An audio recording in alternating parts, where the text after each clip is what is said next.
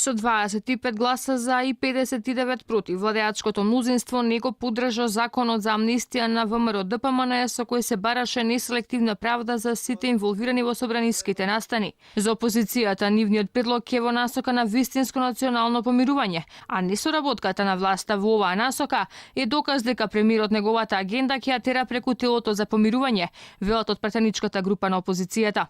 Доколку Зоран Заев и парламентарното мнозинство на вистина и искрено сакаат национално помирување, како што тоа беше напоменато токму од оваа говорница, тоа може да го направат со поддршка на овој закон за амнестија, како што кажав, поднесено од пратениците на ВМРО ДПМН и коалицијата. Овој закон предвидува вистинско национално помирување за сите оние кои што учествувале во настаните од 27 април, а не селективно помирување, како што сакаат да направат премиерот Зоран Заев и парламентарното мнозинство преку така наречената Комисија за помирување. Законот за амнестија на ВМРО ДПМН денеска воопшто не беше ставен ниту на дневен ред на собраниската седница, бидејќи самото барање истиот да се гласа по скратена постапка беше отфрлен.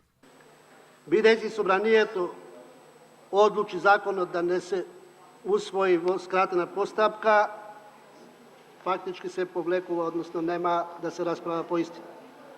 За власта, законот на ВМРО ДПМН не бил прифатлив, ама не откриваат на што би се согласиле во насока на помирувањето. Ставот им бил јасен дека одговорност морало да има.